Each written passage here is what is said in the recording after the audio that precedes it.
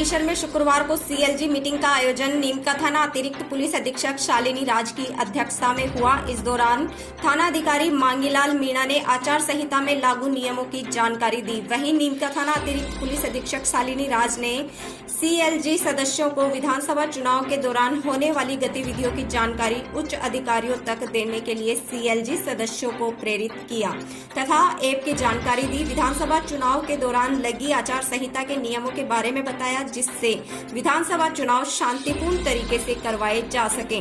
CLG meeting के दौरान अकरम मुगल, पार्षद श्यामलाल सैनी, पार्षद राजेंद्र मारवाल, पूर्व पार्षद प्रेमलता शर्मा, कांता देवी, डॉक्टर सुमन मीणा, पार्षद घनश्याम स्वामी, पार्षद प्रतिनिधि अमित अली कछावा, पवन कुमार सहित कई लोग मौजूद रहे।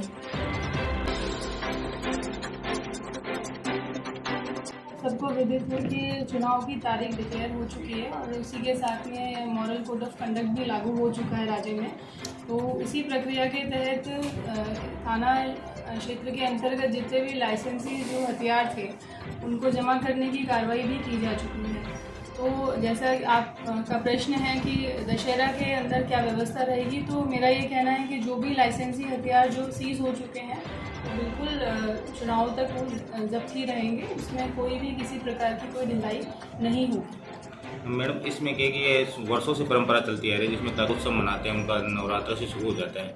इसी दौरान वो लावाजुए के दौरान निकलते हैं। ये परंपरा है, जैसे रावण का वो मटकों के रूप में ऐसे मटके रखे जाते हैं और सेना के रूप में, और उन मटकों को बंदूकों से फोड़ा जाता है। ये हजारों सालों सैकड़ों सालों से चल रही परंपरा। पिछले जो 2018 के चुनाव थे उसके दौरान भी ऐसी स्थिति आई थी, तो उस दौरान उनको 5 बंदूकें दी गई थी।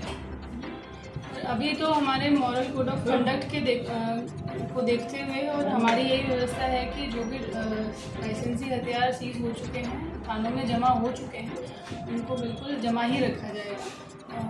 इसमें कोई हमारे मॉरल कोड ऑफ कंडक्ट एक ऐसी चीज़ है जिसमें कोई भी 1% की भी कोई गुंजाइश नहीं होती है कि उसमें वायलेशन की कोई स्थिति उत्पन्न हो।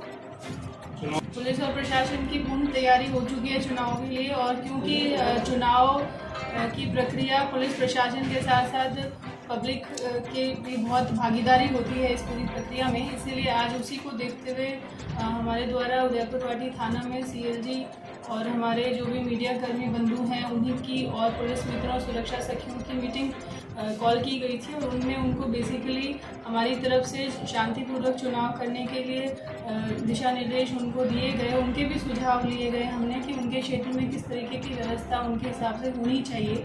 दूसरी बात ये है कि जो इलेक्शन कमीशन के गाइडलाइंस हैं उनके बारे में उनको जानकारी दी गई, और दूसरा एमसीसी के वायलेशन के संबंध में एक सी विजिल ऐप बहुत प्रचारित की जा रही है इलेक्शन कमीशन द्वारा भी। तो हमें लगा कि शायद आप तक वो जानकारी नहीं पहुंच पाई हो, तो उसकी भी जानकारी इस मीटिंग के माध्यम से सभी को दी गई थी।